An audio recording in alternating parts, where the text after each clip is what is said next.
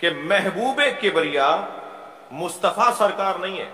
ہاں مشہور لقب سرکار کا بیان کیا جاتا ہے محبوب الہی. سرکار دو جہاں کو محبوب الہی کہا جاتا ہے. محبوب الہی سرکار نہیں ہے.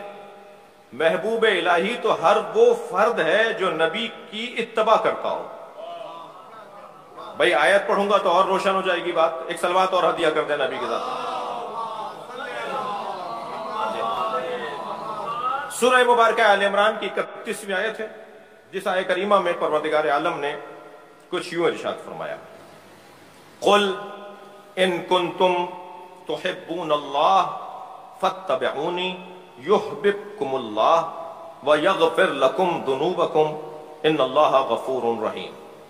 سورہ مبارکہ آل عمران آیت نمبر 31. قل، اے میرے حبیب کہہ دو، ان کنتم تحبون اللہ، اگر تم اللہ سے محبت کرتے ہو. اے میرے حبیب کہہ دو اگر تم اللہ سے محبت کرتے ہو، فاتبعونی، تو مجھ مصطفیٰ کی اتباع کرو. بھائی دقت چاہوں گا اس آیت کریمہ سے مجھے ایک استفادہ کرنا ہے. ان کنتم تحبون اللہ، اگر تم اللہ سے محبت کرتے ہو، فاتبعونی، تو مجھ مصطفیٰ کی اتباع کرو. یحببکم اللہ، تو اللہ تم سے محبت کرنے لگے گا. یعنی اگر یوں کہہ دیا جائے کہ جو متبع مصطفیٰ ہے، جو مطیع مصطفیٰ ہے، جو متبع مصطفیٰ ہے، وہ محبوب کبریا ہے. یعنی محبوب کبریا بننے کے لیے، اللہ کا محبوب بننے کے لیے لازم ہے کہ مصطفیٰ کی اتباع کی جائے. تو جو نبی کا اتباع گزار ہو، جو نبی کی اطاعت اور اتباع میں ہو، وہ ہے یحببکم اللہ، پھر اللہ تم سے محبت کرنے لگا. وَيَغْفِرْ لَكُمْ ذُنُوبَكُمْ، اور پھر اللہ تمہارے گناہوں کو، تمہاری تمام گناہوں کو معاف کر دے گا. اب یہاں ذنوب سے مراد اہل دقت تشریف فرما ہیں اور دیکھ رہے ہیں اور سن رہے ہیں کہ ذنوب مطلق ذنب ہمیشہ گناہ کو نہیں کہا جاتا. ذنب عصیان کو نہیں کہا جاتا.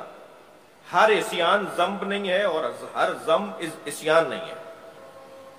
یہ نسبتاً کچھ زیادہ وقت درکار ہے اس بحث میں مبتلا ہونے کے لیے. ما تقدم من ذنبہ وما تأخر، جو آپ کے گزشتہ ذنب تھے وہ بھی ہم معاف کر دیں گے، اور آئندہ جو آپ ذنب کریں گے وہ بھی ہم معاف کر دیں گے. یہ نبی سے اللہ کہہ رہا ہے. یعنی آپ کے جو ماضی کے ذنب ہیں انہیں بھی ہم معاف کر دیں گے، اور جو آگے آنے والے آپ کے ذنب ہیں. تو اب ترجمہ میں یہ نہیں کر سکتا، ترجمہ یہ ہے بھی نہیں کہ آپ کے ماضی کے گناہ بھی ہم معاذ اللہ معاف کر دیں گے، آئندہ کے گناہ بھی معاذ اللہ ہم آپ کو معاف کر دیں گے. تو ذنب کا مطلب گناہ نہیں ہے، ذنب کا مطلب تکلیفیں ہیں. ہم ماضی میں جو تکلیفیں آپ نے اٹھائیں ان کا درد بھی ختم کر دیں گے، آگے جو تکلیفیں آنے والی ہیں ان کی تکلیف بھی ختم کر دیں گے. صلوات پڑھیں گے محمد وآلہ. تو پھر میں اس بحث میں صرف نے اشارتاً عرض کیا کہ یہاں اگر کہا جا رہا ہے وَيَغْفِرْ لَكُمْ ذُنُوبَكُمْ، اور تمہارے ذنب معاف کر دیے جائیں گے، تو یہاں ذنب سے مراد گناہ نہیں ہے. میرے اور آپ کے بارے میں شاید یہ آیت استعمال ہو تو شاید یہ روا ہو، صحیح ہو، لیکن جب بات ہو رہی ہے محبوب کبریا کی، جب بات ہو رہی ہے محبوب مصطفیٰ کی، جب بات ہو رہی ہے مطیع مصطفیٰ کی، جب بات ہو رہی ہے متبع مصطفیٰ کی، تو جو مصطفیٰ کا مطیع مطلق ہو جائے وہ گناہگار کہاں رہتا ہے؟ یہاں اطلاق ہے. دقت چاہوں گا. فاتبعونی، عزیزان گرامی، نبی مکرم کی اتباع مطلق کا عنوان صرف اور صرف اگر کوئی دعویٰ کر سکتا ہے تو وہ علی بن ابی طالب دعویٰ کر سکتا ہے. اس لیے کہ فرماتے ہیں کہ میں نبی کے ساتھ ایسے رہتا تھا جیسے کسی دیوار کے ساتھ اس کا سایہ رہتا ہو. میں نبی کے ساتھ ایسا رہتا تھا جیسے اونٹنی کا بچہ اپنی ماں کے پیچھے پیچھے چلتا ہے. مجھے اپنے ہاتھ سے لقمہ بنا کر دیتے تھے، مجھے ہاتھ سے مجھے اپنے بستر میں اپنے ساتھ لٹاتے تھے، مجھے اپنی گود میں اٹھاتے تھے. مجھے اب تک 30 سال کے بعد فرمایا مولانا نے یہ جملہ جو میں کہہ رہا ہوں، نبی کی رحلت کے 30 سال کے بعد فرمایا، مجھے آج تک نبی کے بدن مبارک کی خوشبو آتی ہے. جو میں نبی کے ساتھ لیٹتا تھا اور نبی کے ساتھ رہتا تھا، مجھے بدن مصطفیٰ کی آج تک خوشبو آتی ہے. میں وہ منظر نہیں بھلا سکتا جو میرے ساتھ نبی کا رویہ اور میرے ساتھ نبی کا پیار تھا. محبت جو نبی کی اتباع کرے اس سے اللہ محبت کرتا ہے. جی اس سے اللہ محبت کرتا ہے. اب یہ جو یحببکم اللہ ہے اس پہ دقت چاہوں گا دوبارہ آپ کی. علی کی عظمت ہے کہ یحب اللہ ورسولہ ویحبہ اللہ ورسولہ. یہ جو دو طرفہ محبت ہے نا کہ اللہ اس سے محبت کرتا ہے اور وہ اللہ سے محبت کرتا ہے, یہ اعزاز مولا کائنات کا ہے. میں ایک تاریخ کے حسین باب کی طرف آپ کی توجہ چاہوں گا. لَأُعْطِيَنَّ غَدًا رَایَةً رَجُلًا كَرَّارًا غَيْرَ فَرَّارٍ. حدیث یہاں رکی نہیں ہے, حدیث آگے بڑھتی ہے. یحب اللہ ورسولہ, وہ اللہ اور اللہ کے رسول سے محبت کرتا ہوگا. وَيُحِبُّهُ اللَّهُ وَرَسُولُهُ, اور اللہ اور اللہ کا رسول اس سے محبت کرتا ہوگا. صلوات پڑھیں گے محمد و آل محمد.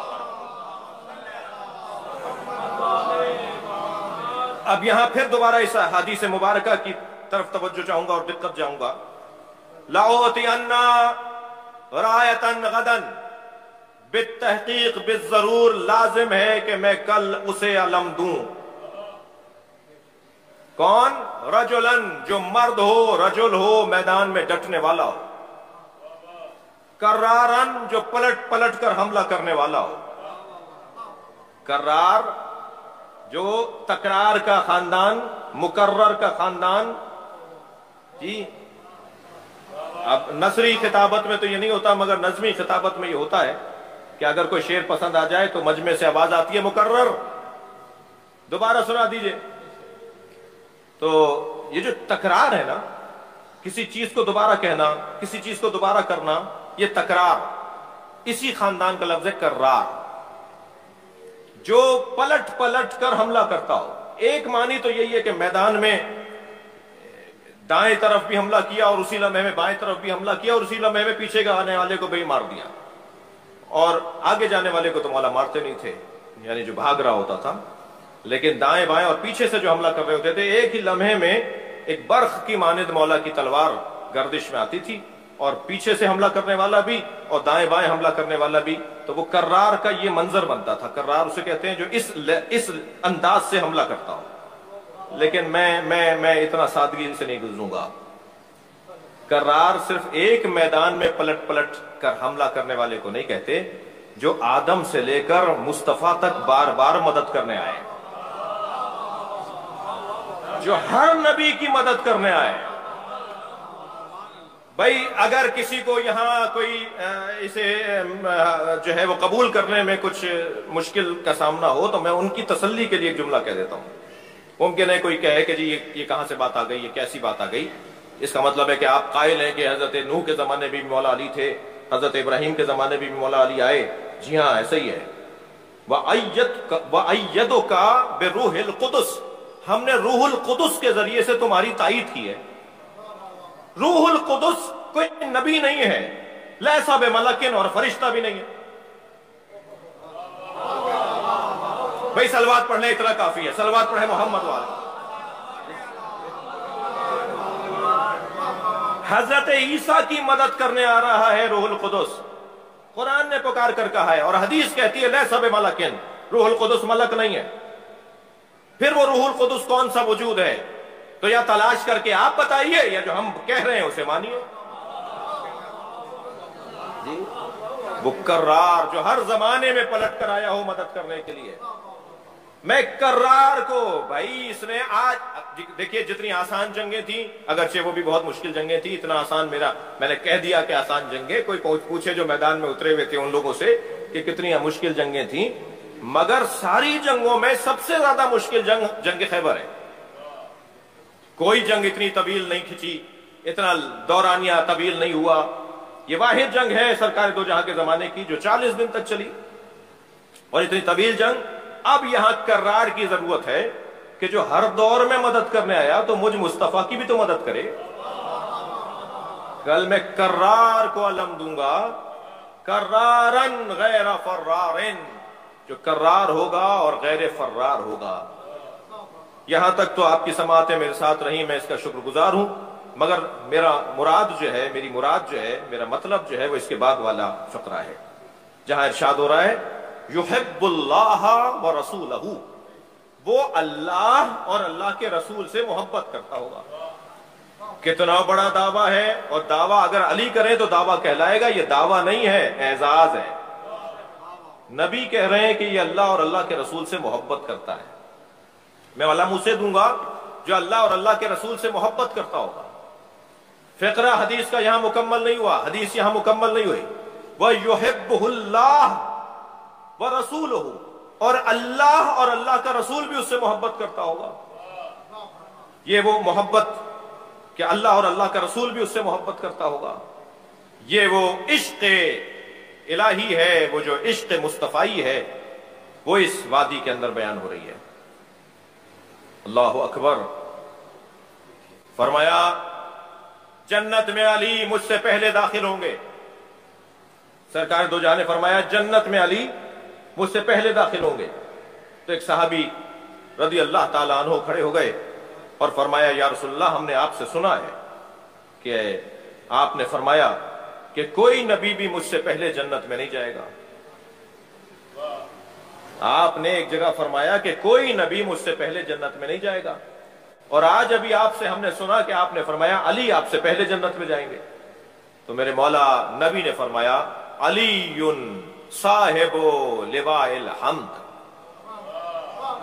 علی محشر میں میرا علم اٹھا کے چلے گا۔ وَأَنَا عَلَىٰ أَثَرِ قَدَمَيْهِ، اور میں علی کے پیچھے چل رہا ہوں۔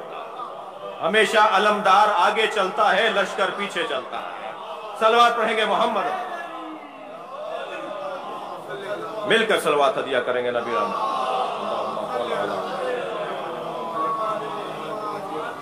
ہمیشہ صاحب لواء۔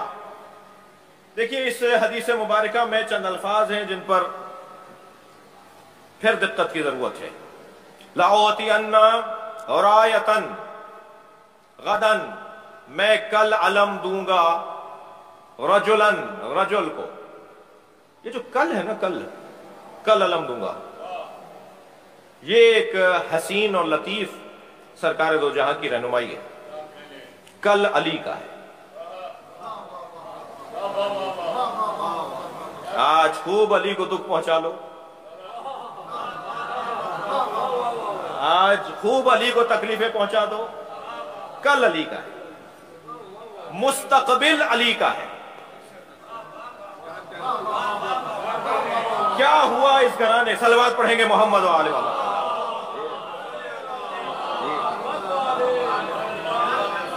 غدن، میں کل علم دوں گا، یہ کیونکہ کل ہے ہی علی کا۔ بھائی ہم میں سے ہر شخص اپنی کل کی تلاش میں ہے۔ نماز پڑھ لو بیٹا تاکہ کل اچھا ہو جائے۔ بیٹا اسکول چلے جاؤ، کالج چلے جاؤ، خوب اچھی طرح پڑھ لو، تمہارا مستقبل اچھا ہو جائے۔ ہر شخص کل کی تلاش میں ہے نا۔ مجھے کہنے دیجئے آج اگر ہم مجلس میں بیٹھے ہیں تو ہم کل کی وجہ سے ہی بیٹھے ہیں کہ ہماری قبر اچھی ہو جائے، ہمارا محشر اچھا ہو جائے، ہماری عاقبت بخیر ہو جائے۔ ہر شخص کل کی تلاش میں ہے۔ آج تو بہت سو کا اچھا گزر جاتا ہے، ویسے بھی زیادہ تر ظالموں کا آج اچھا گزرتا ہے، مظلوم کا تو کل ہوتا ہے۔ جی آج تو بہت سو کا اچھا گزر جاتا ہے، اصل تو کل کی تلاش ہے، مستقبل کی تلاش ہے۔ بعض مراحل میں ہمارا عقیدہ ذرا ہچکولے لے رہا ہوتا ہے، ذرا تذبذب کا شکار ہو رہا ہوتا ہے جب مصیبتیں اور پریشانیاں ہماری بڑھ رہی ہوتی ہیں، مگر پھر ایک ہی آواز دوبارہ تکرار ہو کر اندر سے آتی ہے کہ گزار دو اس وقت کو، کل اچھا ہو جائے گا۔ آج پریشانی کا وقت ہے، گزار دو۔ بہت بڑا نام ہے محمود و ایاز کا، محمود غزنوی کا نوکر غلام ایاز، بڑی اہمیت دیتے تھے محمود غزنوی اسے، وزیروں کے ساتھ کرسی پر بٹھاتے تھے، اور وزیروں کا اعتراض ہوتا تھا کہ صاحب ایک غلام ہو کر ہمارے ساتھ کرسی پہ بیٹھتا ہے، دربار میں خاص نشست اس کی قرار دی جاتی ہے۔ تو اعتراض ہوتا تھا تو وہ کہتے تھے ذہین ہے، سمجھدار ہے، اچھے مشورے دیتا ہے۔ تو کسی نے کہا جی آج ذرا آزمائش کر لی جائے کہ یہ کتنے ذہین ہے. تو محمود غزنوی نے کہا جی ایک جملہ مجھے بتایا جائے جو مجھے غم میں بھی کام آئے اور خوشی میں بھی کام آئے. ایک ہی جملہ بتاؤ, ایک ہی فارمولہ بتاؤ, ایک ہی جملہ کہو جو میں غم میں مبتلا ہوں تب بھی میرے لیے وہ اچھا رہے, اور بہت خوشیاں مل رہی ہوں تب بھی میرے کام آ جائے. کسی نے کچھ کہا, کسی نے کچھ کہا, تسلی نہیں ہوئی محمود غزنوی کو. جب ایاز سے پوچھا ایاز تم بتاؤ, کہنے لگے حضور یہ وقت بھی گزر جائے گا. یہ سوچ لیجئے کہ یہ وقت بھی گزر جائے گا, یہ پریشانی میں بھی کام آئے گا اور یہ خوشی میں بھی کام آئے گا, یہ وقت گزر جائے گا. تو وقت جو موجود وقت ہوتا ہے, حاضر وقت ہوتا ہے, وہ ذمہ داریوں کی ادائیگی کا ہوتا ہے. نتیجہ تو ویسے ہی کل نکلتا ہے. کبھی بھی انسان نتیجہ آج نہیں لیتا, نتیجہ ہمیشہ کل نکلتا ہے. جب نتیجہ کل نکلنا ہے تو پھر کل ہی تو ہے کہ جو انسان کی قیمت ہے. آج تم اپنی ذمہ داریوں کو ادا کرو, کل تمہاری ذمہ داریوں کے مطابق حسین بن سکتا ہے. البتہ ہم پابند فرائض ہیں, پابند نتائج نہیں ہیں. ہم اپنی ذمہ داریوں کو ادا کرنے کے تو پابند ہیں, مگر نتیجہ کیا نکلے گا ہم اس کے ہمارے ہاتھ میں نہیں ہے. تو جو کل ہے نا, کیا کچھ نہیں ہوا مولا علی کے ساتھ, کیا کچھ نہیں کیا گیا اس گھرانے کے ساتھ, مگر کل علی کا ہے. کیسے کل علی کا ہے؟ محشر میں جب مولا علی کی آمد ہوگی, محشر میں جب مولا علی کائنات کا ورود ہوگا, تو صاحب و لواء الحمد, جس کا ایک پرچم مشرق کی طرف جا رہا ہوگا, جس کا ایک پرچم مغرب کی طرف جا رہا ہوگا, اس کے سائے میں وہی آئے گا جو محب علی ہوگا, جو محب مصطفیٰ ہوگا, جو محب اہل بیت ہوگا. لہذا مستقبل, غدن, غد, کل اہل بیت کا ہے. جی فرمایا کہ میں رجلن, ایک مرد کو علم دوں گا. دیکھیے رجل کا لفظ اگر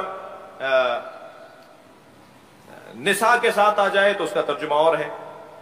رجل کا لفظ اگر ابن کے ساتھ آ جائے تو اس کا ترجمہ اور ہے. رجل کا لفظ اگر بنت کے ساتھ آ جائے تو اس کا ترجمہ اور ہے. رجل کا لفظ ہمیشہ ایک ترجمے کے ساتھ نہیں ہوگا, وہ سیاق و سباق کو دیکھ کر اہل دقت اس کا, اہل علم اس کا ترجمہ کرتے ہیں. یہاں پر کیا بیان ہو رہا ہے؟ لَأُعْطِيَنَّ رَایَةً غَدًا رَجُلًا, میں ایک رجل کو علم دوں گا. رجل, اچھا ایک اور آیت سے سہارا لے لیتا ہوں تاکہ اس لفظ رجل کو میں سمجھنے میں مجھے آسانی ہو جائے. وَمِنَ النَّاسِ مَن يَشْرِي, ارشاد ہوا من المؤمنین رجال, من المؤمنین رجال صدقوا ما عہد اللہ علیہ. مومنین میں سے کچھ رجال ہیں, جی مومن عورت بھی ہے مرد بھی ہے, مومنین میں سے کچھ رجال ہیں. اب ترجمہ خلاف ادب نہ ہو جائے کہ مومنین میں سے کچھ مرد ہیں, یہ ترجمہ شاید خلاف ادب رہے, لہذا میں پھر پلٹ رہا ہوں اپنے اسی ترجمے کی طرف. مومنین میں سے کچھ ایمان پر قائم رہنے والے ہیں. اب ایمان کے ساتھ, مومن کے ساتھ رجل کا لفظ آیا ہے, تو جو ایمان میں رجل ہو, جو اپنے مومن ہونے میں رجل ہو, جو اپنے ایمان سے ہاتھ نہ اٹھاتا ہو. اب یہاں بحث یہ ہے کہ میدان میں ڈٹنا ہے, میدان سے فرار نہیں کرنا. تو ترجمہ ہوگا جو میدان میں ڈٹنے والا ہو اسے رجل کہا جاتا ہے, جو میدان چھوڑ کر نہ آتا ہو اسے رجل کہا جاتا ہے. اب یہ رجل کہاں کہاں رجل رہا کہ جنگ احد میں جب سرکار دو جہاں نے دیکھا کہ سب چلے گئے اور ایک علی نظر آیا, اور جبریل امین نے برابر میں بیٹھ کر کہا یا رسول اللہ دیکھ رہے ہیں علی کیسے لڑ رہے ہیں, تو بے ساختہ سرکار نے فرمایا کیف لا انہ منی وانا منہ, کیسے نہ لڑے, یہ مجھ سے ہے میں اس سے ہوں. اب یہ اس سے ہے یہ مجھ سے ہے اور میں اس سے ہوں, کیا مطلب تھا یہ جبریل جانتے تھے. بے ساختہ فرمایا انا منکما, اور میں آپ دونوں سے ہوں. صلوات پڑھیں گے محمد و آل محمد.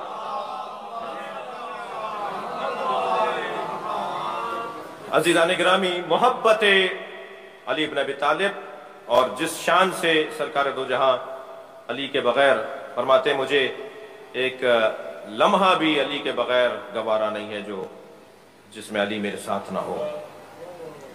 اور جو عظمت مصطفیٰ سے اتباع مطلق اگر عنوان کہیں ہوگا تو وہ مولا علی کی ذات ہے۔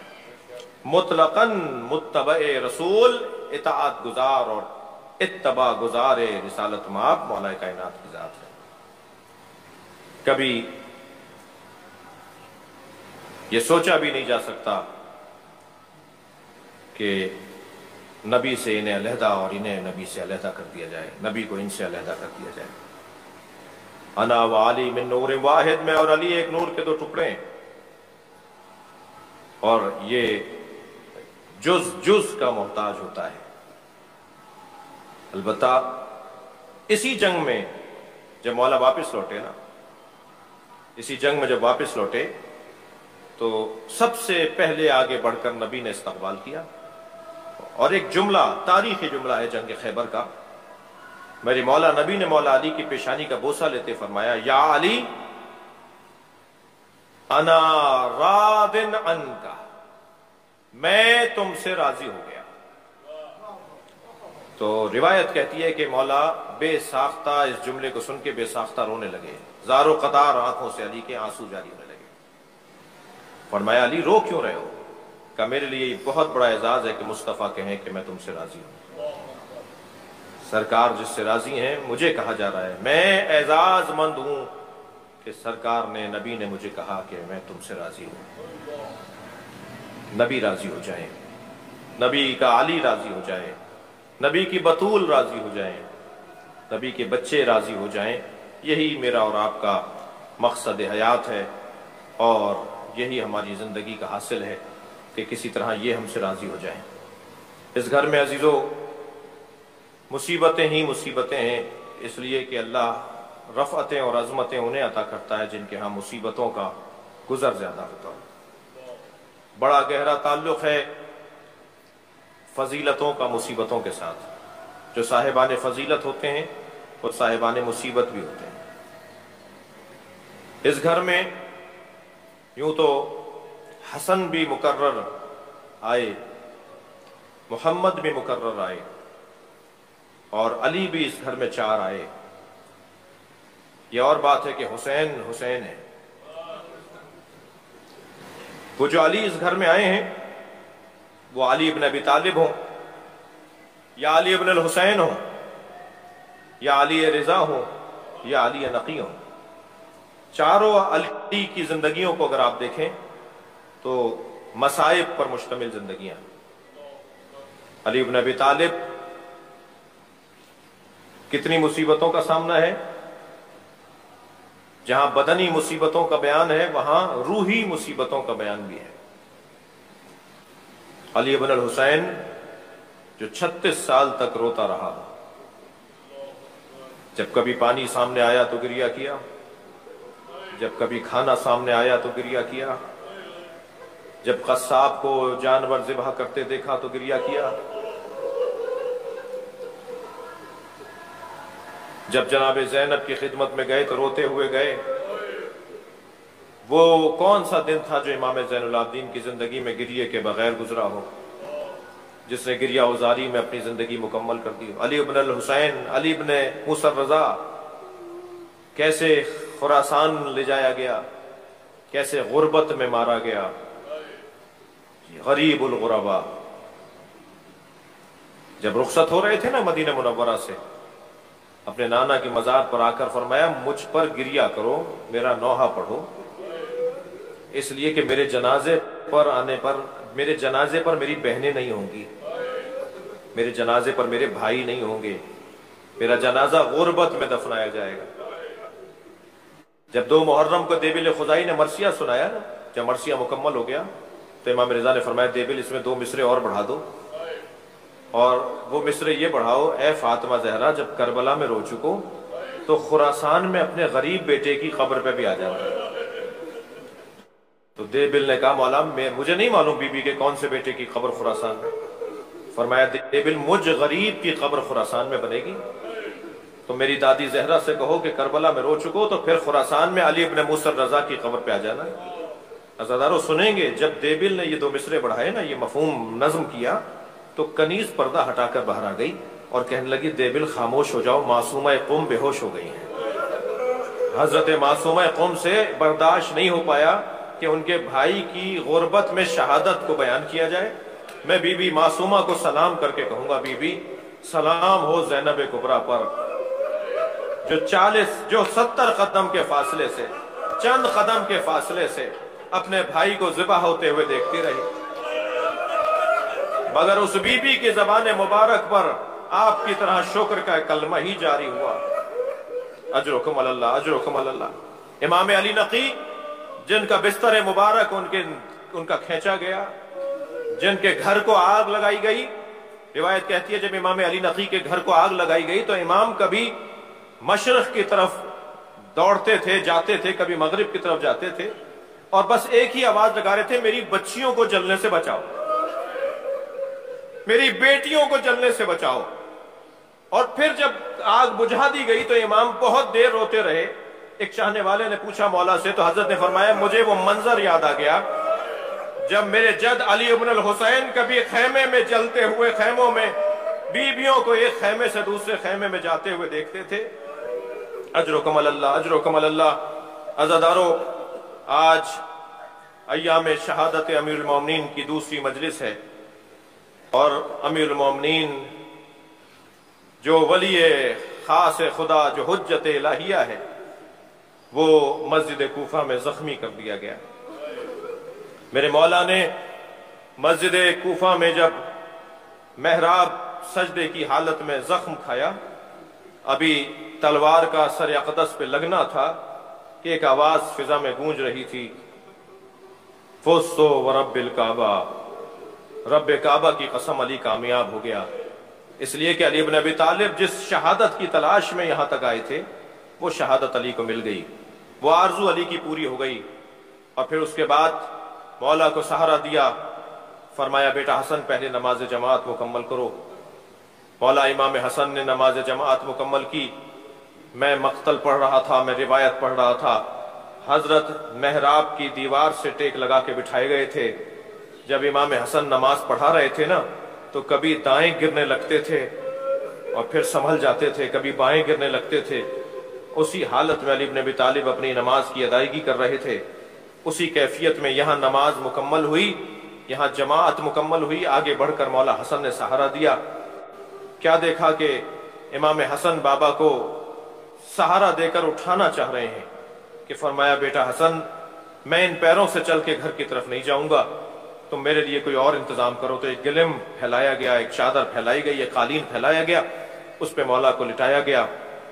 میرے مولا نے رستے بھر اپنے بچوں سے کچھ نہ کچھ گفتگو فرمائی ہے۔ کبھی امام حسن کے چہرے کو دیکھ کر فرمایا بیٹا حسن، اب یہ امت تمہارے حوالے ہے۔ امام حسن کی آنکھوں میں آنسو آ گئے۔ فرمایا بیٹا خبردار، رونا نہیں، تم اس امت کے سربراہ ہو، حوصلہ کرو، ہمت کرو۔ امام حسین کی طرف دیکھا تو آنکھوں میں آنسو تھے۔ حسین کا رونا تو ویسے ہی گوارا نہیں ہے۔ ایک مرتبہ فرمایا بیٹا حسین خبردار گریہ نہ کرو، بیٹا حسین جو اس طرح کی زندگی گزارتا ہے انہیں یہ دن دیکھنا پڑتے ہیں۔ پھر اچانک مولا عباس کی آنکھوں کی طرف نگاہ گئی، چہرے کی طرف نگاہ گئی تو حضرت عباس کو روتا ہوا دیکھا۔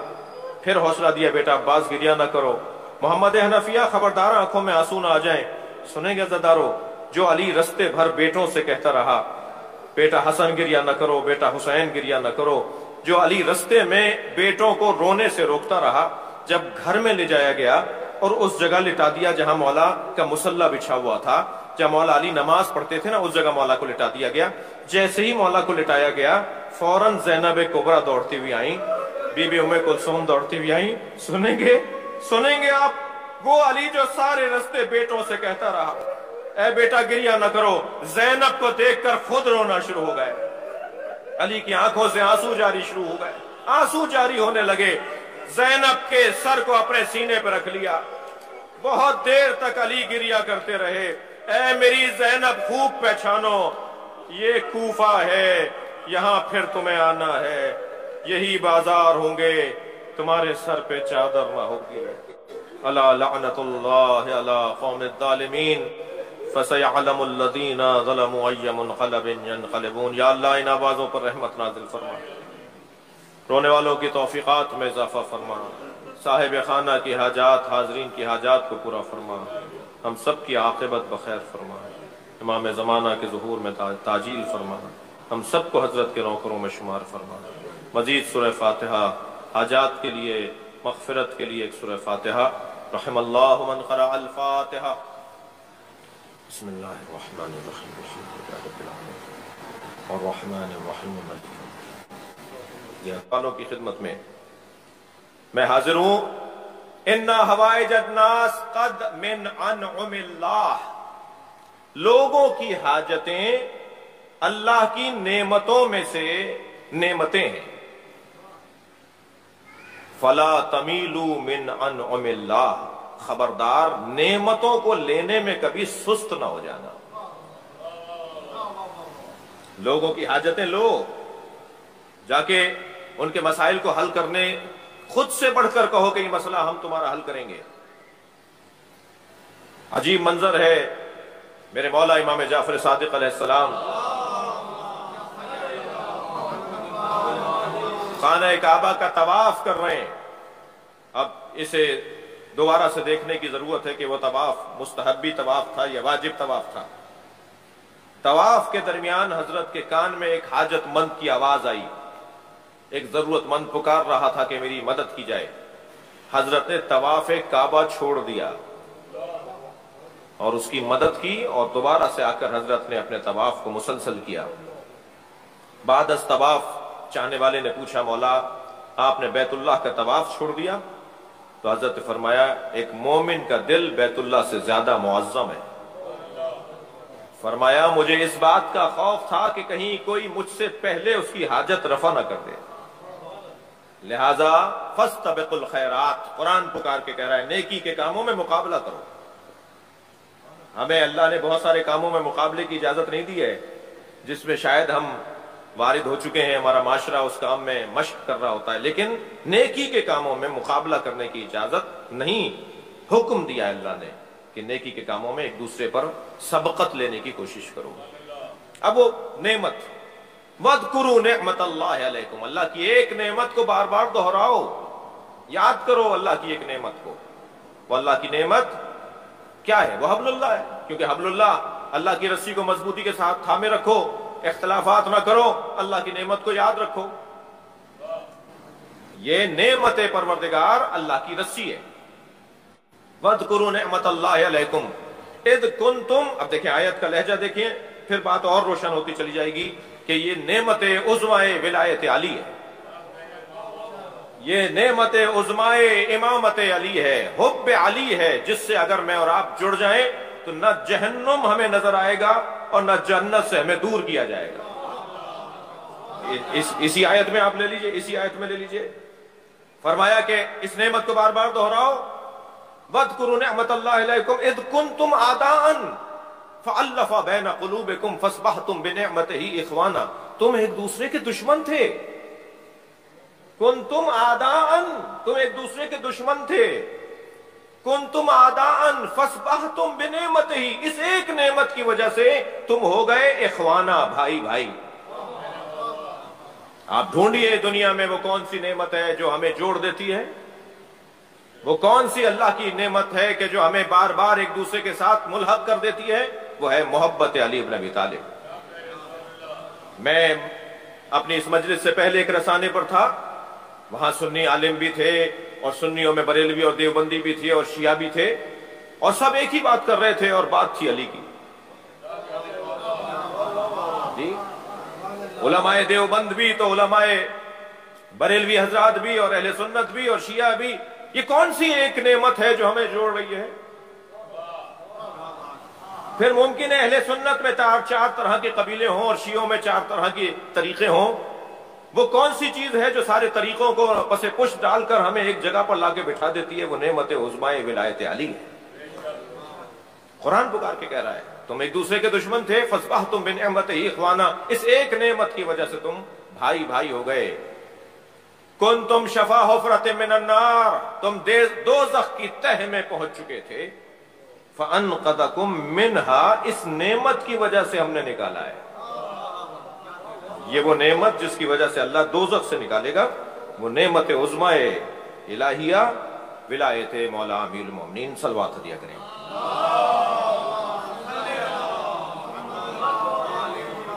अजीज़ान गिरामी, कल की मजलिस में एक बात बयान हुई और वो ये कि क्या ज़रूरत है कि हम बार बार तकरार करें मौला अली के ज़िक्र, मौला अली के फ़ज़ाइल को, मौला अली की याद और मौला अली की बात बार बार क्यों हो। एक सबब तो ये कि जितना अली के बाब में इल्म बढ़ेगा इतना अली की मारिफत बढ़ेगी, और जितनी अली से मारिफत बढ़ेगी इतना अली से मोहब्बत बढ़ेगी, और जब मोहब्बत शदीद हो जाए तो फिर उसी को इश्क कहा जाता है।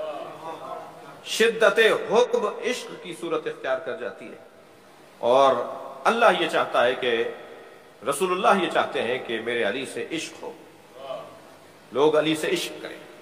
इश्क का एक रोशन पैगाम आंखों का बंद होना है और कानों का बंद हो जाना है।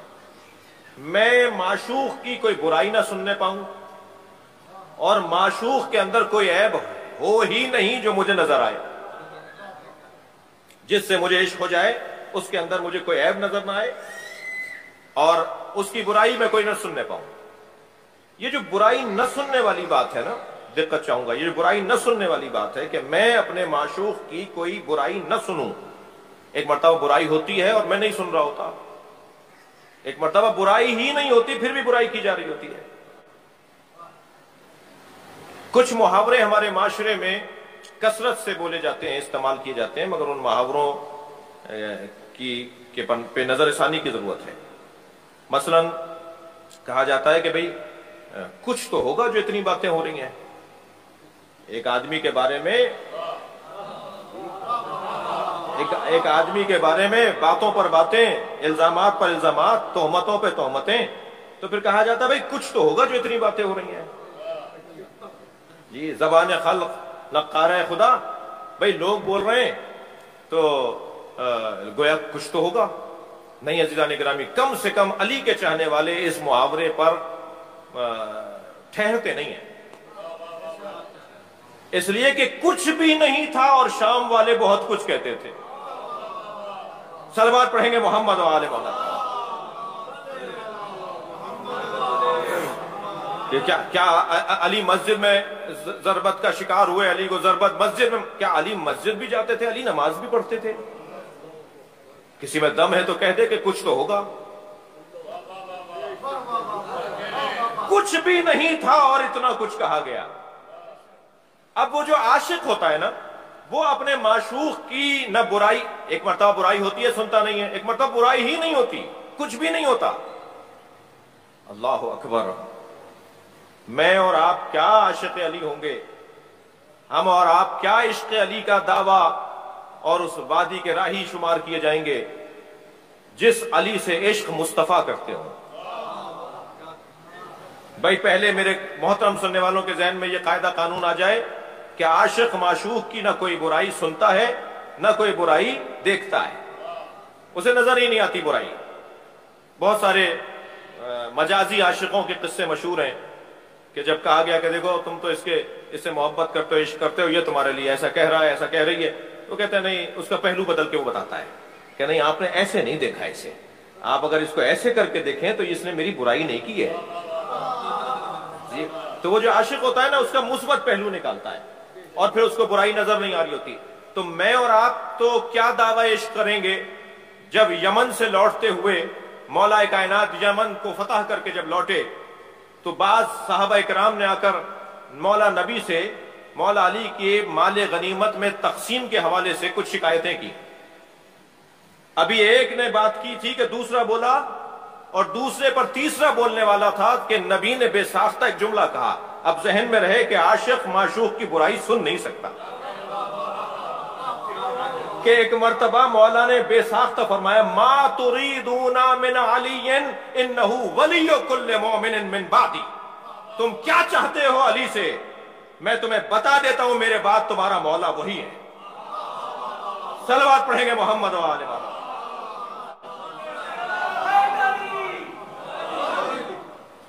नहीं चाहता आशिक। अब ये एक सबब मौला अली से बार बार जुड़ने का, उनके जिक्र को बार बार तकरार करने का اچھا، ایک واضح مطلب یہ بھی رہے کہ ذہن عالی میں کہ جس کا ذکر بار بار کرنے کا حکم دیا جا رہا ہے اس کا ذکر اتنا تو ہوگا نا کہ ہر بار نیا ہو. اگر سرکار نے فرمایا تھا یہ نو مجالسکم بذکر علی ابن ابی طالب، اپنی مجلسوں کو علی کے ذکر سے زینت دیا کرو، تو ذکر اتنا ہوگا نا کہ ہر بار نیا ہوگا. اب یہ تو مجھ ممبر پہ بیٹھنے والے کا فریضہ ہے کہ میں وہ چیز لے کر آؤں کہ جو پہلے میں نے بیان نہ کی ہو، یا ہم اہل مطالعہ کا کام ہے کہ ہم ڈھونڈیں کہ اب تک ہم نے اس چیز کی طرف توجہ نہیں کی تھی. محبت، سرکار کو مولا کائنات سے کتنی محبت ہے، اس کا بیان پھر کبھی مفصل اسی عنوان سے گفتگو ہو تو بیان کیا جائے. مگر اسی سے گریز لیتا ہوا میں اتنا کہہ دوں کہ محبوب کبریا مصطفیٰ سرکار نہیں ہے. ہاں، مشہور لقب سرکار کا بیان کیا جاتا ہے محبوب الہی. سرکار دو جہاں کو محبوب الہی کہا جاتا ہے. محبوب الہی سرکار نہیں ہے. محبوب الہی تو ہر وہ فرد ہے جو نبی کی اتباع کرتا ہو. بھائی آیت پڑھوں گا تو اور روشن ہو جائے گی بات. ایک صلوات اور ہدیہ کر دیں نبی کے ساتھ.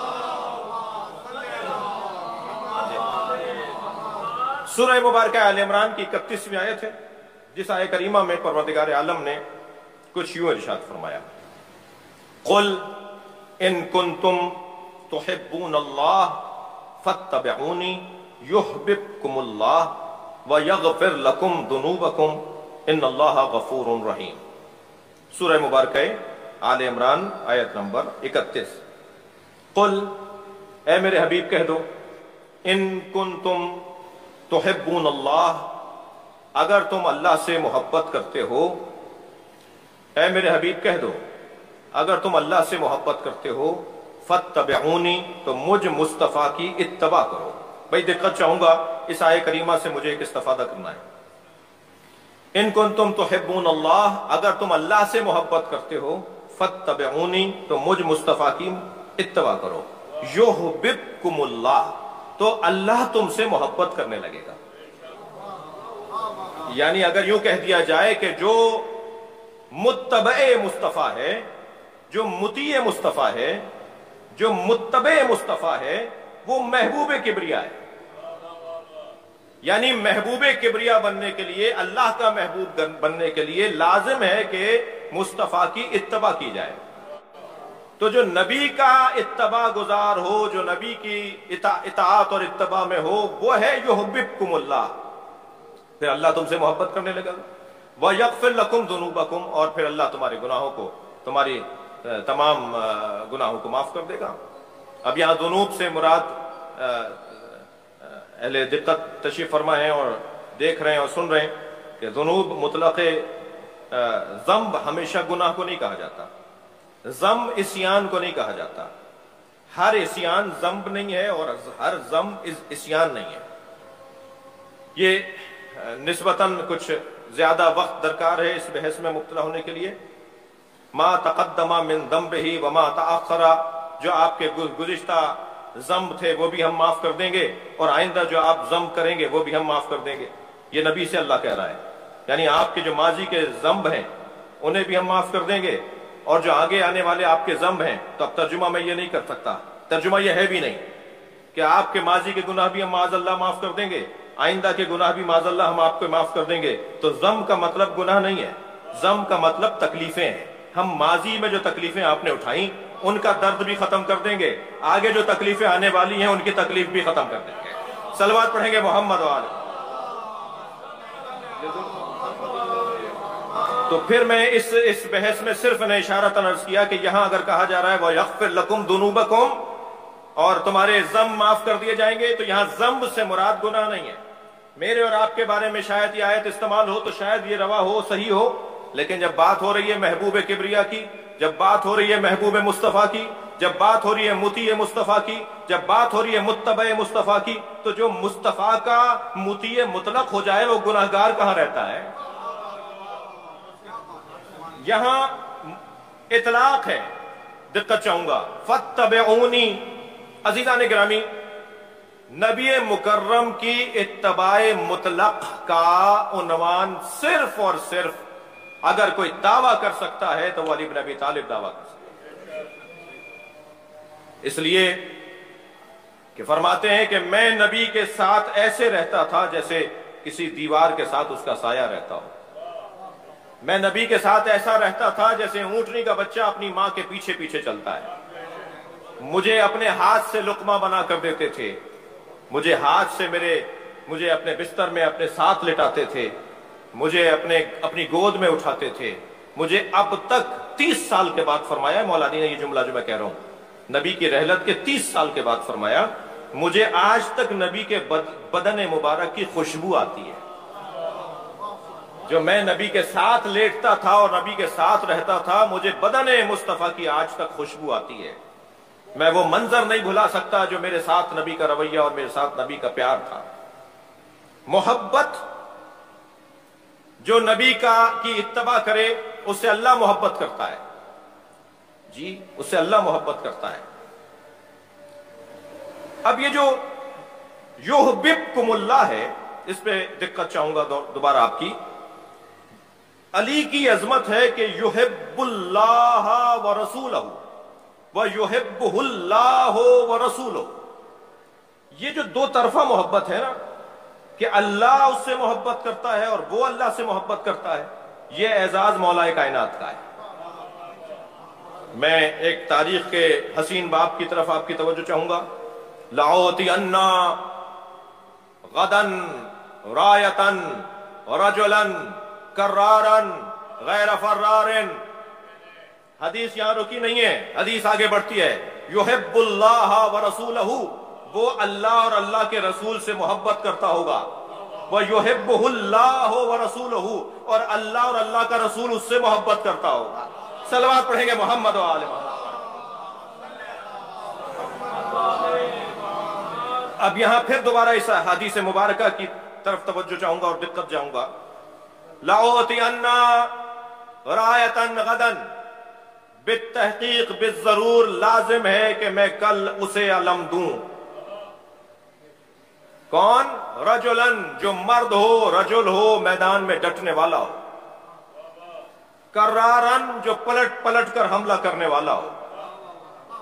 کرار جو تکرار کا خاندان، مکرر کا خاندان، جی اب نثری خطابت میں تو یہ نہیں ہوتا، مگر نظمی خطابت میں یہ ہوتا ہے کہ اگر کوئی شعر پسند آ جائے تو مجمع سے آواز آتی ہے مکرر، دوبارہ سنا دیجئے۔ تو یہ جو تکرار ہے نا، کسی چیز کو دوبارہ کہنا، کسی چیز کو دوبارہ کرنا، یہ تکرار، اسی خاندان کا لفظ ہے کرار، جو پلٹ پلٹ کر حملہ کرتا ہو۔ ایک معنی تو یہی ہے کہ میدان میں دائیں طرف بھی حملہ کیا اور اسی لمحے میں بائیں طرف بھی حملہ کیا اور اسی لمحے میں پیچھے کا آنے والے کو بھی مار دیا، اور آگے جانے والے کو تو مولا مارتے نہیں تھے، یعنی جو بھاگ رہا ہوتا تھا، لیکن دائیں بائیں اور پیچھے سے جو حملہ کر رہے ہوتے تھے، ایک ہی لمحے میں ایک برق کی مانند مولا کی تلوار گردش میں آتی تھی، اور پیچھے سے حملہ کرنے والا بھی اور دائیں بائیں حملہ کرنے والا بھی۔ تو وہ کرار کا یہ منظر بنتا تھا۔ کرار اسے کہتے ہیں جو اس انداز سے حملہ کرتا ہو۔ لیکن میں اتنا سادگی سے نہیں گزروں گا۔ کرار صرف ایک میدان میں پلٹ پلٹ کر حملہ کرنے والے کو نہیں کہتے، جو آدم سے لے کر مصطفیٰ تک بار بار مدد کرنے آئے، جو ہر نبی کی مدد کرنے آئے۔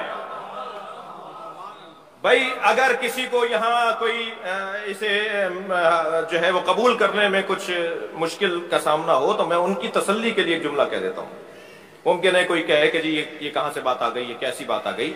اس کا مطلب ہے کہ آپ قائل ہیں کہ حضرت نوح کے زمانے میں بھی مولا علی تھے، حضرت ابراہیم کے زمانے میں بھی مولا علی آئے۔ جی ہاں ایسا ہی ہے۔ وَأَيَّدُكَ بِرُوحِ الْقُدُسِ، ہم نے روح القدس کے ذریعے سے تمہاری تائید کی ہے۔ روح القدس کوئی نبی نہیں ہے، لیسا بملکن، اور فرشتہ بھی نہیں ہے۔ بھائی صلوات پڑھنے اتنا کافی ہے، صلوات پڑھے محمد والے۔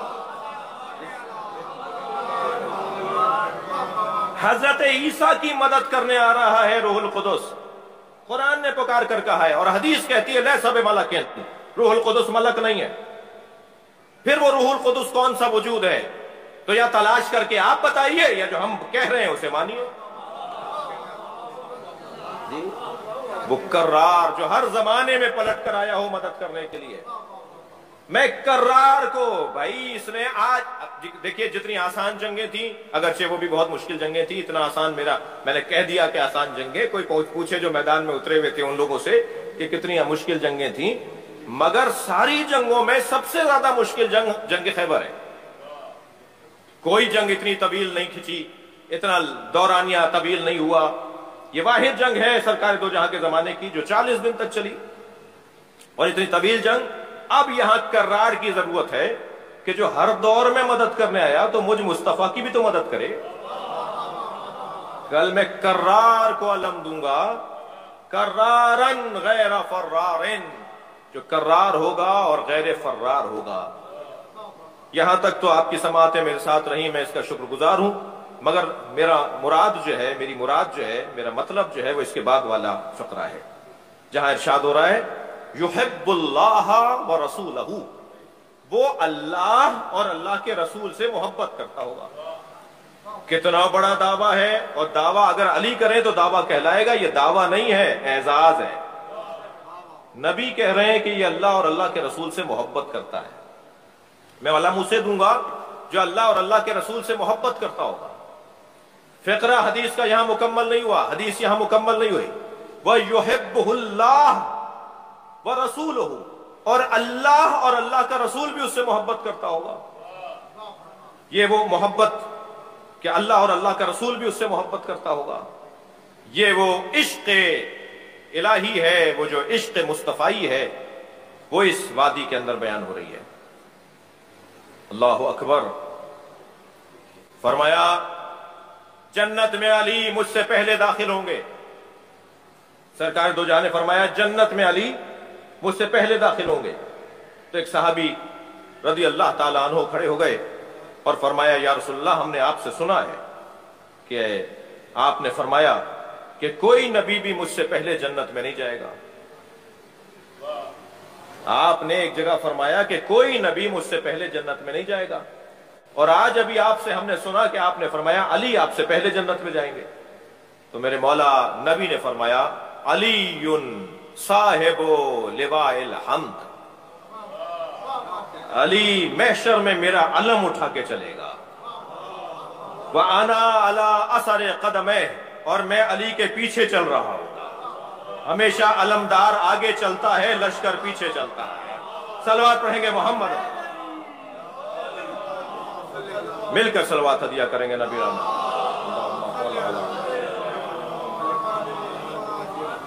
ہمیشہ صاحب لواء.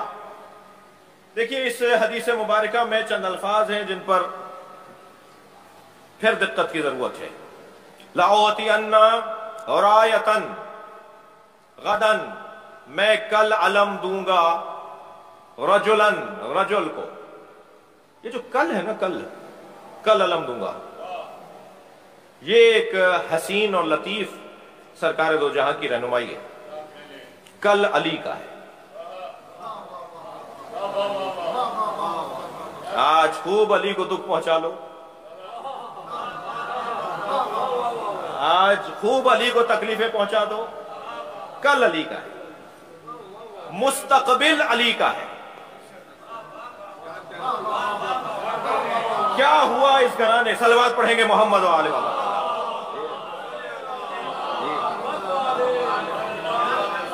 غدن, میں کل علم دوں گا, یہ کیونکہ کل ہے ہی علی کا. بھائی ہم میں سے ہر شخص اپنی کل کی تلاش میں ہے. نماز پڑھ لو بیٹا تاکہ کل اچھا ہو جائے. بیٹا اسکول چلے جاؤ, کالج چلے جاؤ, خوب اچھی طرح پڑھ لو, تمہارا مستقبل اچھا ہو جائے. ہر شخص کل کی تلاش میں ہے نا. مجھے کہنے دیجئے آج اگر ہم مجلس میں بیٹھے ہیں تو ہم کل کی وجہ سے ہی بیٹھے ہیں کہ ہماری قبر اچھی ہو جائے, ہمارا محشر اچھا ہو جائے, ہماری عاقبت بخیر ہو جائے. ہر شخص کل کی تلاش میں ہے. آج تو بہت سو کا اچھا گزر جاتا ہے, ویسے بھی زیادہ تر ظالموں کا آج اچھا گزرتا ہے, مظلوم کا تو کل ہوتا ہے. جی آج تو بہت سو کا اچھا گزر جاتا ہے, اصل تو کل کی تلاش ہے, مستقبل کی تلاش ہے. بعض مراحل میں ہمارا عقیدہ ذرا ہچکولے لے رہا ہوتا ہے، ذرا تذبذب کا شکار ہو رہا ہوتا ہے جب مصیبتیں اور پریشانیاں ہماری بڑھ رہی ہوتی ہیں، مگر پھر ایک ہی آواز دوبارہ تکرار ہو کر اندر سے آتی ہے کہ گزار دو اس وقت کو، کل اچھا ہو جائے گا، آج پریشانی کا وقت ہے، گزار دو۔ بہت بڑا نام ہے محمود و ایاز کا، محمود غزنوی کا نوکر غلام ایاز، بڑی اہمیت دیتے تھے محمود غزنوی اسے، وزیروں کے ساتھ کرسی پر بٹھاتے تھے، اور وزیروں کا اعتراض ہوتا تھا کہ صاحب یہ غلام ہو کر ہمارے ساتھ کرسی پہ بیٹھتا ہے، دربار میں خاص نشست اس کی قرار دی جاتی ہے، تو اعتراض ہوتا تھا تو وہ کہتے تھے ذہین ہے، سمجھدار ہے، اچھے مشورے دیتا ہے۔ تو کسی نے کہا جی آج ذرا آزمائش کر لی جائے کہ یہ کتنے ذہین ہے، تو محمود غزنوی نے کہا جی ایک جملہ مجھے بتایا جائے جو مجھے غم میں بھی کام آئے اور خوشی میں بھی کام آئے، ایک ہی جملہ بتاؤ، ایک ہی فارمولہ بتاؤ، ایک ہی جملہ کہو جو میں غم میں مبتلا ہوں تب بھی میرے لیے وہ اچھا رہے، اور بہت خوشیاں مل رہی ہوں تب بھی میرے کام آ جائے۔ کسی نے کچھ کہا، کسی نے کچھ کہا، تسلی نہیں ہوئی محمود غزنوی کو۔ جب ایاز سے پوچھا ایاز تم بتاؤ، کہنے لگے حضور یہ وقت بھی گزر جائے گا، یہ سوچ لیجئے کہ یہ وقت بھی گزر جائے گا، یہ پریشانی میں بھی کام آئے گا اور یہ خوشی میں بھی کام آئے گا، یہ وقت گزر جائے گا۔ تو وقت جو موجود وقت ہوتا ہے، حاضر وقت ہوتا ہے، وہ ذمہ داریوں کی ادائیگی کا ہوتا ہے، نتیجہ تو ویسے ہی کل نکلتا ہے۔ کبھی بھی انسان نتیجہ آج نہیں لیتا، نتیجہ ہمیشہ کل نکلتا ہے۔ جب نتیجہ کل نکلنا ہے تو پھر کل ہی تو ہے کہ جو انسان کی قیمت ہے۔ آج تم اپنی ذمہ داریوں کو ادا کرو، کل تمہاری ذمہ داریوں کے مطابق حسین بن سکتا ہے۔ البتہ ہم پابند فرائض ہیں، پابند نتائج نہیں ہیں۔ ہم اپنی ذمہ داریوں کو ادا کرنے کے تو پابند ہیں، مگر نتیجہ کیا نکلے گا ہم اس کے ہمارے ہاتھ میں نہیں ہے۔ تو جو کل ہے نا، کیا کچھ نہیں ہوا مولا علی کے ساتھ، کیا کچھ نہیں کیا گیا اس گھرانے کے ساتھ، مگر کل علی کا ہے۔ کیسے کل علی کا ہے؟ محشر میں جب مولا علی کی آمد ہوگی، محشر میں جب مولا علی کائنات کا ورود ہوگا، تو صاحب و لواء الحمد، جس کا ایک پرچم مشرق کی طرف جا رہا ہوگا، جس کا ایک پرچم مغرب کی طرف جا رہا ہوگا، اس کے سائے میں وہی آئے گا جو محب علی ہوگا، جو محب مصطفیٰ ہوگا، جو محب اہل بیت ہوگا۔ لہذا مستقبل غد کل اہل بیت کا ہے۔ جی فرمایا کہ میں رجلن، ایک مرد کو علم دوں گا۔ دیکھیے رجل کا لفظ اگر نساء کے ساتھ آ جائے تو اس کا ترجمہ اور ہے، رجل کا لفظ اگر ابن کے ساتھ آ جائے تو اس کا ترجمہ اور ہے، رجل کا لفظ اگر بنت کے ساتھ آ جائے تو اس کا ترجمہ اور ہے۔ رجل کا لفظ ہمیشہ ایک ترجمے کے ساتھ نہیں ہوگا، وہ سیاق و سباق کو دیکھ کر اہل دقت اہل علم اس کا ترجمہ کرتے ہیں۔ یہاں پر کیا بیان ہو رہا ہے؟ لَأُعْطِيَنَّ رَایَةً غَدًا رَجُلًا، میں ایک رجل کو علم دوں گا۔ رجل، اچھا ایک اور آیت سے سہارا لے لیتا ہوں تاکہ اس لفظ رجل کو میں سمجھنے میں مجھے آسانی ہو جائے۔ وَمِنَ النَّاسِ مَن يَشْرِي، ارشاد ہوا من المؤمنین رجال صدقوا ما عہد اللہ علیہ، مومنین میں سے کچھ رجال ہیں، جی مومن عورت بھی ہے مرد بھی ہے، مومنین میں سے کچھ رجال ہیں۔ اب ترجمہ خلاف ادب نہ ہو جائے کہ مومنین میں سے کچھ مرد ہیں، یہ ترجمہ شاید خلاف ادب رہے، لہذا میں پھر پلٹ رہا ہوں اپنے اسی ترجمے کی طرف۔ مومنین میں سے کچھ ایمان پر قائم رہنے والے ہیں۔ اب ایمان کے ساتھ، مومن کے ساتھ رجل کا لفظ آیا ہے، تو جو ایمان میں رجل ہو، جو اپنے مومن ہونے میں رجل ہو، جو اپنے ایمان سے ہاتھ نہ اٹھاتا ہو۔ اب یہاں بحث یہ ہے کہ میدان میں ڈٹنا ہے، میدان سے فرار نہیں کرنا، تو ترجمہ ہوگا جو میدان میں ڈٹنے والا ہو اسے رجل کہا جاتا ہے، جو میدان چھوڑ کر نہ آتا ہو اسے رجل کہا جاتا ہے۔ اب یہ رجل کہاں کہاں رجل رہا؟ کہ جنگ احد میں جب سرکار دو جہاں نے دیکھا کہ سب چلے گئے اور ایک علی نظر آیا، اور جبریل امین نے برابر میں بیٹھ کر کہا یا رسول اللہ دیکھ رہے ہیں علی کیسے لڑ رہے ہیں، تو بے ساختہ سرکار نے فرمایا کیف لا انہ منی وانا منہ، کیسے نہ لڑے، یہ مجھ سے ہے میں اس سے ہوں۔ اب یہ اس سے ہے یہ مجھ سے ہے اور میں اس سے ہوں، کیا مطلب تھا یہ جبریل جانتے تھے۔ بے ساختہ فرمایا انا منکما، اور میں آپ دونوں سے ہوں۔ صلوات پڑھیں گے محمد و آل محمد۔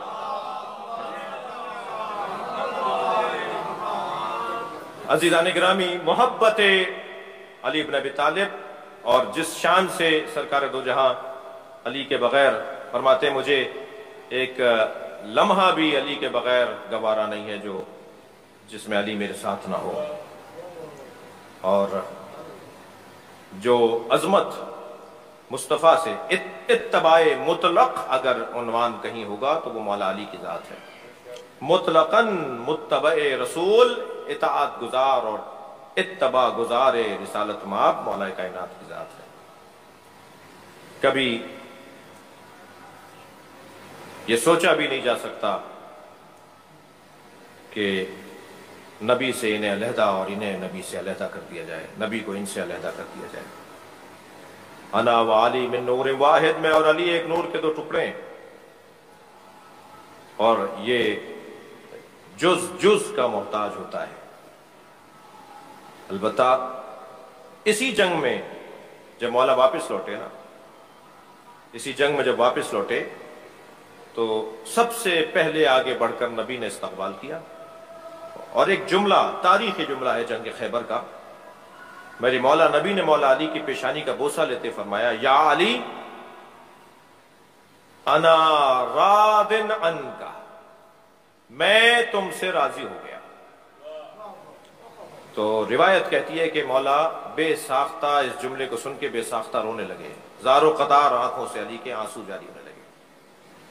فرمایا علی رو کیوں رہے ہو؟ کہ میرے لیے یہ بہت بڑا اعزاز ہے کہ مصطفیٰ کہیں کہ میں تم سے راضی ہوں۔ سرکار جس سے راضی ہیں مجھے کہا جا رہا ہے، میں اعزاز مند ہوں کہ سرکار نے نبی نے مجھے کہا کہ میں تم سے راضی ہوں۔ نبی راضی ہو جائیں، نبی کا علی راضی ہو جائے، نبی کی بطول راضی ہو جائیں، نبی کے بچے راضی ہو جائیں، یہی میرا اور آپ کا مقصد حیات ہے، اور یہی ہماری زندگی کا حاصل ہے کہ کسی طرح یہ ہم سے راضی ہو جائیں۔ اس گھر میں عزیزو مصیبتیں ہی مصیبتیں ہیں، اس لیے کہ اللہ رفعتیں اور عظمتیں انہیں عطا کرتا ہے جن کے ہاں مصیبتوں کا گزر زیادہ ہوتا ہے۔ بڑا گہرا تعلق ہے فضیلتوں کا مصیبتوں کے ساتھ۔ جو صاحبان فضیلت ہوتے ہیں وہ صاحبان مصیبت بھی ہوتے ہیں۔ اس گھر میں یوں تو حسن بھی مقرر آئے، محمد بھی مقرر آئے، اور علی بھی اس گھر میں 4 آئے۔ یہ اور بات ہے کہ حسین حسین ہے۔ وہ جو علی اس گھر میں آئے ہیں وہ علی ابن ابی طالب ہوں، یا علی ابن الحسین ہوں، یا علی رضا ہوں، یا علی نقی ہوں۔ چاروں علی کی زندگیوں کو اگر آپ دیکھیں تو مصائب پر مشتمل زندگیاں۔ علی ابن ابی طالب کتنی مصیبتوں کا سامنا ہے، جہاں بدنی مصیبتوں کا بیان ہے وہاں روحی مصیبتوں کا بیان بھی ہے۔ علی ابن الحسین جو 36 سال تک روتا رہا، جب کبھی پانی سامنے آیا تو گریہ کیا، جب کبھی کھانا سامنے آیا تو گریہ کیا، جب قصاب کو جانور ذبح کرتے دیکھا تو گریہ کیا، جب جناب زینب کی خدمت میں گئے تو روتے ہوئے گئے۔ وہ کون سا دن تھا جو امام زین العابدین کی زندگی میں گریے کے بغیر گزرا ہو، جس نے گریہ وزاری میں اپنی زندگی مکمل کر دی ہو۔ علی ابن الحسین، علی ابن موسیٰ الرضا کیسے خراسان لے جایا گیا، کیسے غربت میں مارا گیا، غریب الغربا۔ جب رخصت ہو رہے تھے نا مدینہ منورہ سے، اپنے نانا کی مزار پر آ کر فرمایا مجھ پر گریہ کرو، میرا نوحہ پڑھو، اس لیے کہ میرے جنازے پر آنے پر، میرے جنازے پر میری بہنیں نہیں ہوں گی، میرے جنازے پر میرے بھائی نہیں ہوں گے، میرا جنازہ غربت میں دفنایا جائے گا۔ جب 2 محرم کو دیبل خزائی نے مرثیہ سنایا نا، جب مرثیہ مکمل ہو گیا تو امام رضا نے فرمایا دیبل اس میں 2 مصرے اور بڑھا دو، اور وہ مصرے یہ بڑھاؤ، اے فاطمہ زہرا جب کربلا میں رو چکو تو خراسان میں اپنے غریب بیٹے کی قبر پہ بھی آ جاتا ہے۔ تو دیبل نے کہا مولا مجھے نہیں معلوم بی بی کے کون سے بیٹے کی قبر خراسان میں، فرمایا دیبل مجھ غریب کی قبر خراسان میں بنے گی تو میری دادی زہرا سے کہو کہ کربلا میں رو چکو تو پھر خراسان میں علی ابن موسیٰ رضا کی قبر پہ آ جانا۔ عزادارو سنیں گے جب دیبل نے یہ 2 مصرے بڑھائے نا، یہ مفہوم نظم کیا تو کنیز پردہ ہٹا کر باہر آ گئی اور کہنے لگی دیبل خاموش ہو جاؤ، معصومہ قوم بے ہوش ہو گئی ہیں۔ حضرت معصومہ قوم سے برداشت نہیں ہو پایا کہ ان کے بھائی کی غربت میں شہادت کو بیان کیا جائے۔ میں بی بی معصومہ کو سلام کر کے کہوں گا بی بی سلام ہو زینب کبریٰ پر، جو 70 قدم کے فاصلے سے، چند قدم کے فاصلے سے اپنے بھائی کو ذبح ہوتے ہوئے دیکھتی رہی، مگر اس بی بی کی زبان مبارک پر آپ کی طرح شکر کا کلمہ ہی جاری ہوا، اجرکم اللہ اجرکم اللہ۔ امام علی نقی جن کا بستر مبارک ان کا کھینچا گیا، جن کے گھر کو آگ لگائی گئی، روایت کہتی ہے جب امام علی نقی کے گھر کو آگ لگائی گئی تو امام کبھی مشرق کی طرف دوڑتے تھے جاتے تھے، کبھی مغرب کی طرف جاتے تھے، اور بس ایک ہی آواز لگا رہے تھے میری بچیوں کو جلنے سے بچاؤ، میری بیٹیوں کو جلنے سے بچاؤ۔ اور پھر جب آگ بجھا دی گئی تو امام بہت دیر روتے رہے۔ ایک چاہنے والے نے پوچھا مولا سے تو حضرت نے فرمایا مجھے وہ منظر یاد آ گیا جب میرے جد علی ابن الحسین کبھی خیمے میں جلتے ہوئے خیموں میں بیویوں کو ایک خیمے سے دوسرے خیمے میں جاتے ہوئے دیکھتے تھے۔ اجرکم اللہ اجرکم اللہ۔ عزادارو آج ایام شہادت امیر المومنین کی دوسری مجلس ہے، اور امیر المومنین جو ولی خاص خدا، جو حجت الہیہ ہے، وہ مسجد کوفہ میں زخمی کر دیا گیا۔ میرے مولا نے مسجد کوفہ میں جب محراب سجدے کی حالت میں زخم کھایا، ابھی تلوار کا سر اقدس پہ لگنا تھا کہ ایک آواز فضا میں گونج رہی تھی، فزتو ورب الکعبہ، رب کعبہ کی قسم علی کامیاب ہو گیا۔ اس لیے کہ علی بن ابی طالب جس شہادت کی تلاش میں یہاں تک آئے تھے وہ شہادت علی کو مل گئی، وہ آرزو علی کی پوری ہو گئی۔ اور پھر اس کے بعد مولا کو سہارا دیا، فرمایا بیٹا حسن پہلے نماز جماعت مکمل کرو۔ مولا امام حسن نے نماز جماعت مکمل کی۔ میں مقتل پڑھ رہا تھا، میں روایت پڑھ رہا تھا، حضرت محراب کی دیوار سے ٹیک لگا کے بٹھائے گئے تھے۔ جب امام حسن نماز پڑھا رہے تھے نا تو کبھی دائیں گرنے لگتے تھے اور پھر سنبھل جاتے تھے، کبھی بائیں گرنے لگتے تھے۔ اسی حالت میں علی بن ابی طالب اپنی نماز کی ادائیگی کر رہے تھے۔ اسی کیفیت میں یہاں نماز مکمل ہوئی، یہاں جماعت مکمل ہوئی۔ آگے بڑھ کر مولا حسن نے سہارا دیا۔ کیا دیکھا کہ امام حسن بابا کو سہارا دے کر اٹھانا چاہ رہے ہیں کہ فرمایا بیٹا حسن میں ان پیروں سے چل کے گھر کی طرف نہیں جاؤں گا، تم میرے لیے کوئی اور انتظام کرو۔ تو ایک گلم پھیلایا گیا، ایک چادر پھیلائی گئی، ایک قالین پھیلایا گیا، اس پہ مولا کو لٹایا گیا۔ میرے مولا نے رستے بھر اپنے بچوں سے کچھ نہ کچھ گفتگو فرمائی ہے۔ کبھی امام حسن کے چہرے کو دیکھ کر فرمایا بیٹا حسن اب یہ امت تمہارے حوالے ہے۔ امام حسن کی آنکھوں میں آنسو آ گئے، فرمایا بیٹا خبردار رونا نہیں، تم اس امت کے سربراہ ہو، حوصلہ کرو، ہمت کرو۔ امام حسین کی طرف دیکھا تو آنکھوں میں آنسو تھے۔ حسین کا رونا تو ویسے ہی گوارا نہیں ہے۔ ایک مرتبہ فرمایا بیٹا حسین خبردار گریہ نہ کرو، بیٹا حسین جو اس طرح کی زندگی گزارتا ہے انہیں یہ دن دیکھنا پڑتے ہیں۔ پھر اچانک مولا عباس کی آنکھوں کی طرف نگاہ گئی، چہرے کی طرف نگاہ گئی تو حضرت عباس کو روتا ہوا دیکھا۔ پھر حوصلہ دیا بیٹا عباس گریہ نہ کرو۔ محمد حنفیہ خبردار آنکھوں میں آنسو نہ آ جائیں۔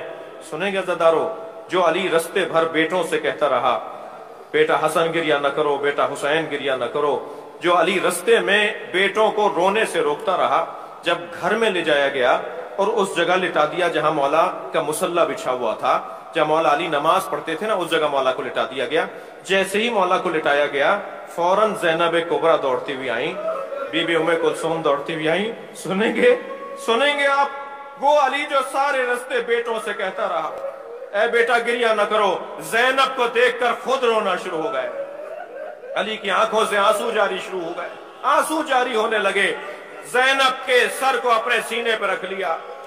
بہت دیر تک علی گریہ کرتے رہے, اے میری زینب خوب پہچانو یہ کوفہ ہے, یہاں پھر تمہیں آنا ہے, یہی بازار ہوں گے, تمہارے سر پہ چادر نہ ہوگی. الا لعنت اللہ علی قوم الظالمین فسيعلم الذين ظلموا أي منقلب ينقلبون. یا اللہ ان آوازوں پر رحمت نازل فرما, رونے والوں کی توفیقات میں اضافہ فرما, صاحب خانہ کی حاجات حاضرین کی حاجات کو پورا فرما, ہم سب کی عاقبت بخیر فرما, امام زمانہ کے ظہور میں تاجیل فرما, ہم سب کو حضرت کے نوکروں میں شمار فرما. مزید سورہ فاتحہ حاجات کے لیے مغفرت کے لیے ایک سورہ فاتحہ. رحم اللہ من قرأ الفاتحہ. بسم اللہ الرحمن الرحیم الحمد للہ رب العالمین الرحمن الرحیم مالک یوم الدین.